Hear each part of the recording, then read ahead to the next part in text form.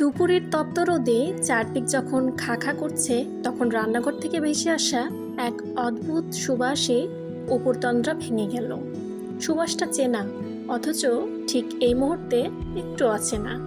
সে খাট থেকে নেমে গুটি গুটি পায়ে রান্নাঘরের দরজায় গিয়ে দাঁড়ালো। ভেতরে মা কাঠের খুন্তি দিয়ে কড়াইতে কি যেন নাড়ছেন। কড়াইয়ের ভেতরে ধোয়া ওঠা হালকা হলদে সবুজ ঝোলের মাঝে ভাসছে ডুমুডুমু করে কাটা কচি লাউ, আর তার গায়ে জড়িয়ে আছে সোনালি রঙে ভাজা গোটা চারেক ডিম।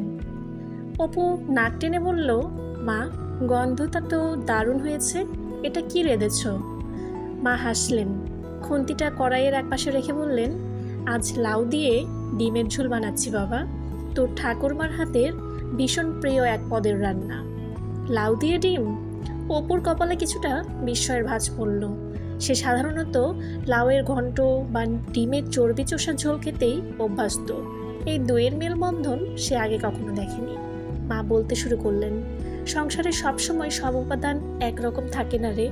এই রান্নাটা আসলে অভাবের নয়, বরং বুদ্ধিমত্তার আর ভালোবাসার।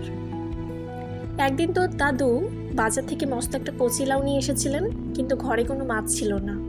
তখন তোর ঠাকুরমা বুদ্ধি করে ঘরের দুটো ডিম সেদ্ধ করে হালকা হলুদ লবণ মাখিয়ে ভেজে নিলেন, অথবা চাইলে কিন্তু সুন্দর মতো অমলেটের মতো ভেজে নিয়েও করা যেতে পারে। তারপর হালকা জিরে ধনের ফোড়ন দিয়ে কচি লাউয়ের সাথে সেই ডিমের ঝোল রেঁধেছিলেন। সেদিন নাকি তরকারির স্বাদ মাছের ঝোলকেও হার মানিয়েছিল। গল্প শুনতে শুনতেই অপু দেখল মা কড়াইতে সামান্য জিরে গুঁড়ো আর দুটো কাঁচামরিচ ফালি দিয়ে ঢাকনা বন্ধ করে দিলেন। তরকারির ঝোলটা তখন টকবক করে ফুটছে। লাউয়ের নিজস্ব মিষ্টি জল আর ডিমের ভেতরের নির্যাস মিলেমিশে একাকার হয়ে গেছে।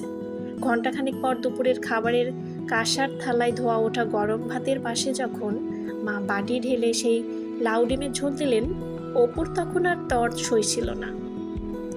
প্রথম গ্রাসটা মুখে দিতেই এক স্বর্গীয় তৃপ্তিতে তার চোখ বুজে এলো। মশলার কোনো উগ্রতা নেই, অথচ লাউয়ের শীতল স্বাদের সাথে ডিমের চমৎকার মাখামাখি এক অপূর্ব স্বাদ তৈরি করেছে।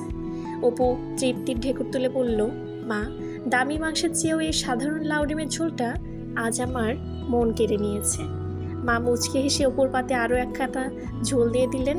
রান্নার সেই চেনা সুবাস আর মায়ের হাতের ভালোবাসা মিলেমিশে দুপুরে সেই সাধারণ খাবারটাই যেন এক রাজকীয় ভোজে পরিণত হলো।